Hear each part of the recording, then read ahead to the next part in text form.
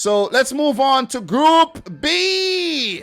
Liverpool on top, and Liverpool have officially qualified for the round of 16 of this season's UEFA Champions League, and they have been super convincing, winning all 4 games. All 4. Liverpool have been an animal. They have gone down on all 4s and ripped up every team in the competition so far. You like the way I put that, right? 12 points from 4 games, 13 goals scored, 5 conceded. And even though they have been conceding a lot of goals, which, should be a little tighter than that, they still have the best attack and the best defense in the league. Porto, who have been doing well over the last couple seasons with guys like Sergio Oliveira and Sergio Conceição in charge, with his son coming off the bench here and there. His wife said, "You better freaking let my son play." And he is obliging. They are second, amazing, with 5 points. 2 draws and a win, 1 loss, picked up against Liverpool, of course. Atletico Madrid have been lackluster this season, and they have Liverpool to blame. You play against Liverpool, you got to get something in the group, and that's what they failed to do. But what they have working for them is that they have to play Porto and Milan in their last 2 games. They got Liverpool out the way, and they could now look towards around the 16 by picking up some positive results against the aforementioned teams, just like they did on match day 1 and match day 2. So a lot of work to do for Atleti. AC Milan, listen, they're not out of it yet, but judging from the team that Pioli put out today, I think he have resigned, to the fact that they won't make it to the round of 16. But they could. They could still make it to the round of 16, man. And 2 wins would do the job. 2 wins would definitely do the job, but it's going to be hard. They would depend on another result as well, but it's going to be very difficult to make the round of 16 from this position right now. So let's just take a look at what happened in the group so far. A quick group recap. 0-0 between Atleti and Porto. Match day 1, Liverpool 3, AC Milan 2. That was a repeat of that miracle in Istanbul, that fixture. And every time Liverpool and AC Milan have played, it has been a classic game. And I think that was only the 3rd meeting between the 2 teams. Porto 1, Liverpool 5. Every time Porto and Liverpool play, Liverpool always seem to beat Porto like they were mad at them or something. You know what I mean? I don't know why. I don't know what's the vendetta against Porto, but home or away, you know what I mean? Porto do have a good result or 2 in between there, mixed up though. Milan 1, Atleti 2. Milan has to do better after their long hiatus from the Champions League. They have been very, very poor on their return. Porto 1, Milan 0. See, told you. Liverpool 3, Atletico Madrid 2, and that's at the Wanda Metropolitano. That doesn't happen very often, and that was a big feat by Liverpool. Even though they didn't manage the game properly, they still ended up winning it, and they walked away, with a big 3 points from Madrid, a place they haven't really, traveled well to in recent times. 1-1 today. Milan 1, Porto 1. I think Porto should have actually won this game. Ivan Nilsson had a really good chance. He headed into the post, the crossbar, pardon me. And Porto were the brighter team of the 2. And they were actually wasteful. Very, very wasteful in the match. They should have won the game. But I think if Sergio Conceição, before the Champions League began, was given 4 points against Milan, he would have taken it. And that's why he picked up. So quality stuff by Porto, who has been playing well. Champions League winner, of course. Milan, legendary club, back in the Champions League, have been a bit lackluster, as I said previously. Mbemba with a goal, own goal there, but it was Kalulu who came off the bench, and his shot was diverted by the big defender, Chancel Mbemba, who does represent the Congo DR, if I'm not mistaken. So, look, not much more to add from this game. I'm not going to attempt to analyze each game down to the T. It's way too many games to do that. So, we will continue. We'll talk about this game a little bit more in depth than the Milan Porto game, and that game I'm talking about is the Liverpool 2, Atletico Madrid 0. And look, just for your information, I was watching 6 games at the same time, so I can't go detail like I usually do for every single Liverpool game. But what I have to say is that this is a resounding win. This win must feel very, very sweet. This win must taste like your favorite food. You see what I'm saying? Like if you're on death row and they say the last meal, this must be as good as the last meal, because to beat Atletico Madrid must feel sweet, because Simeone is what you call a bastard, right? Pretty much a bastard kind of guy. And to beat him, oh man, nothing else would feel sweeter. You see what I'm saying? And it's revenge. It's revenge from when Liverpool got knocked out. I think that was in the round of 16, right? Got beaten at the Wanda Metropolitano, and then, took the game to extra time. Firmino with a goal and everything, and then Adrian happened, and it was a calamitous meltdown. It was capitulation by Liverpool in extra time, as Marcos Llorente, who has not been involved, and I think that's where Simeone missed the trick. It's with his selection.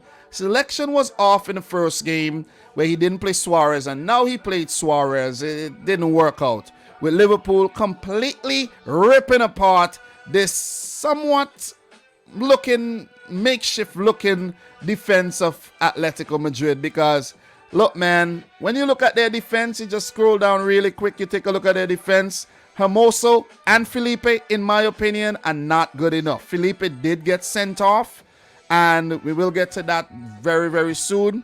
But it's not convincing looking like when you had Godin and, Jimenez back there and a Savage back there.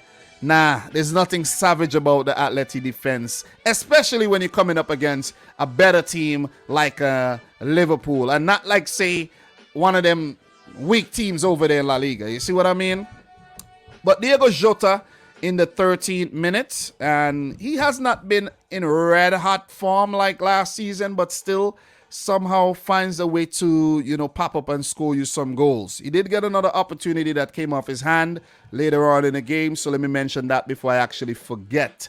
Sadio Mane keeps scoring in the 21st minute. I think that was Kostas Tsimikas with the assist for one of these goals as well. So, big up to the Greek god, Kostas Tsimikas, who I did call average when Liverpool signed him, but his performances are way above average these days. I just got to put it out there. You know what I'm saying? And when I say Greek god, man, actually it was not, Tsimikas actually almost got the assist for that Diego Jota miss, but it was Trent Alexander-Arnold with 2 brilliant balls.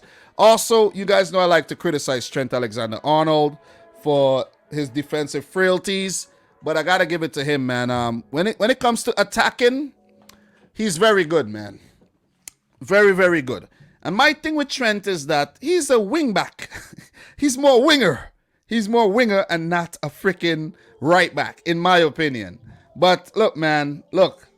I don't always have to be criticizing the man. He had a good game, and he picked up 2 brilliant assists, the ball to Diego Jota and then the ball to Sadio Mane. As I said, I'm not going to get into the nitty gritty of this game because I can't. I was watching multiple games at the same time.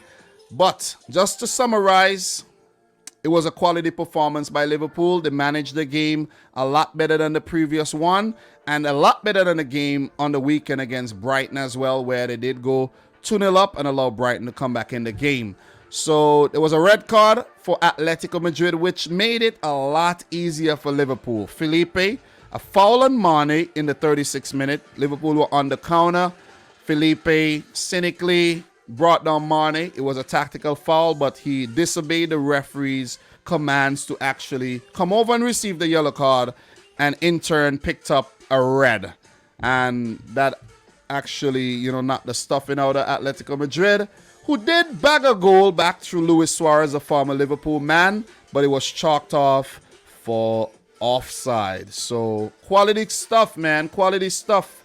Quality stuff for Liverpool. Liverpool did score a third goal as well through Diego Jota.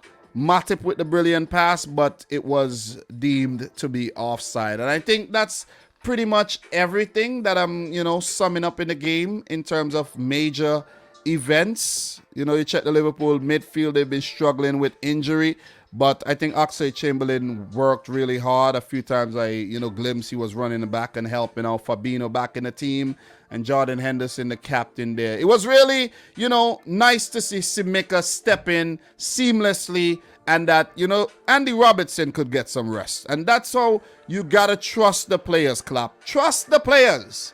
If you trust the players would in turn say, okay, this guy trusts me.